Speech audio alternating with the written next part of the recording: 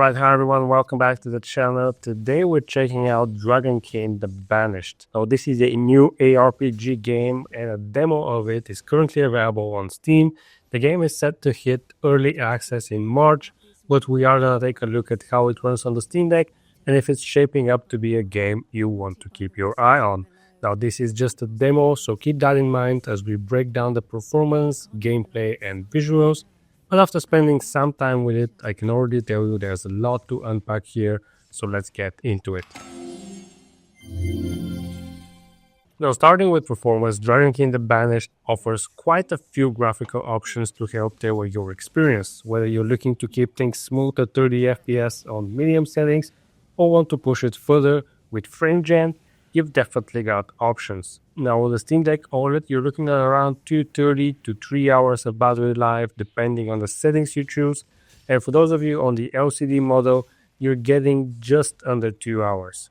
But here's the thing, limiting the game to 30 FPS doesn't give you a huge jump in battery life. Now I know that's usually the option with most games, but even though it may seem like a way to stretch it, unfortunately, in this case, it's not. Now, this is something to consider, especially when FrameGen is available. Now, the FrameGen implementation is actually pretty decent for the most part. On the lowest settings by default, with FSR set to balanced or performance, you'll be seeing around 40 to 45 FPS even during intense combat.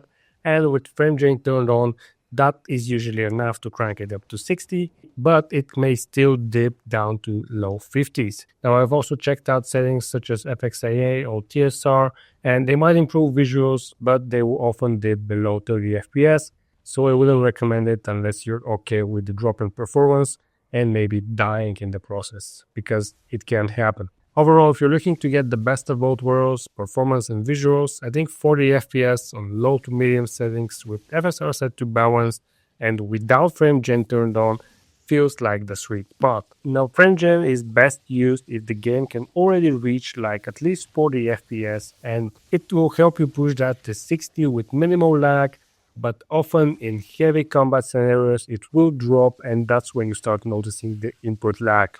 Now let's talk about gameplay. Dragonkin The Banished follows a pretty familiar ARPG loop. Enter a dungeon, slay monsters, open a portal and face off against a boss.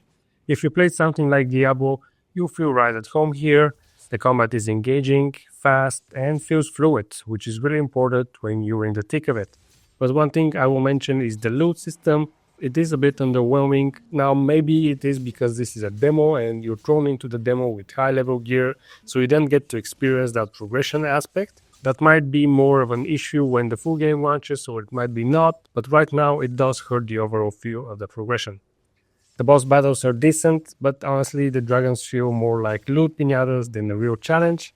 And they've got some arena-wide mechanics, fireballs, sliding bolts, that kind of a thing, but they don't really push you to your limits. Now, there is also a city building feature that I did not get to explore fully, and it feels a little tacked on at the moment. I wouldn't say it adds much to the experience just yet, but maybe it could evolve in the full release. And it's clear that this game takes a lot of inspiration from Diablo, Path of Exile, and other games, but it also has some new ideas of its own. Now, visually, Dragonkin The Banished holds its own. Despite being a fast-paced dungeon crawler, it doesn't feel compromised when playing on the Steam Deck. Now, FSR does somewhat of a good job of maintaining a decent-looking visual, but if you do happen to get a lot of movement on the screen, it will become a little bit fuzzy. Now, the game also has HDR, which looks absolutely fantastic. Combined with the OLED screen, it really enhances the visual fidelity. And I'm honestly surprised at how many graphical options the demo offers. I've seen full-fledged games that don't have this level of graphical customization, so that is really awesome to see. Now I'm gonna do a quick pause before I end the video. Did you know that only 2.7% of viewers are actually subscribed to the channel? If you're enjoying this breakdown or if you want more Steam Deck content, don't forget to hit that subscribe button. It really helps at all, and I really appreciate everyone who takes the time to subscribe. So is this game worth checking out on the Steam Deck during this demo? If you're into fast-paced ARPGs with lots of graphical options, I'd say it's definitely worth a look. The performance is somewhat solid, the visuals are nice, especially on the OLED, and the gameplay loop has potential.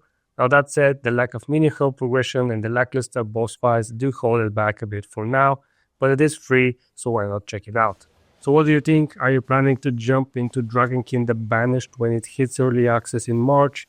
Let me know in the comments. And if you found this video helpful, don't forget to like and subscribe for more Steam Deck content. Thanks for watching, and I'll see you in the next video.